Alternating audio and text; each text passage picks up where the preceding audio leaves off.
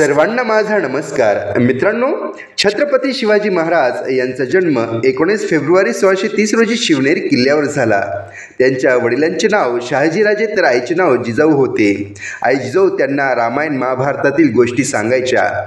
आई जिजाऊंनी शिवरायांवर चांगले संस्कार केले. 1645मध्ये शिवरायांनी मावळ्यांसोबत रायरेश्वराच्या मंदिरात हिंदवी स्वराज्य स्थापनेची प्रतिज्ञा घेतली. शिवरायांनी तोरणागड जिंकून हिंदवी स्वराज्याचे तोरण बांधले. त्यानंतर राजगड, रायगड, रोहिडा, प्रतापगड असे अनेक किल्ले त्यांनी जिंकले. स्वराज्यावर अनेक संकटे आली, पण त्यांनी मावळ्यांच्या सोबतीने व युक्तिचातुर्याने त्या संकटांवर मात केली. अनेक बलाढ्य शत्रूंशी लढा देत त्यांनी हिंदवी स्वराज्य स्थापन केले. शेवटी मी एवढेच म्हणेन की आले किती गेले किती उडून गेले भरारा, आले किती गेले किती उडून गेले भरारा, संपला नाही आणि संपणार नाही माझ्या शिवबांचा दरारा, माझ्या शिवबांचा दरारा. जय जिजाऊ, जय शिवराय.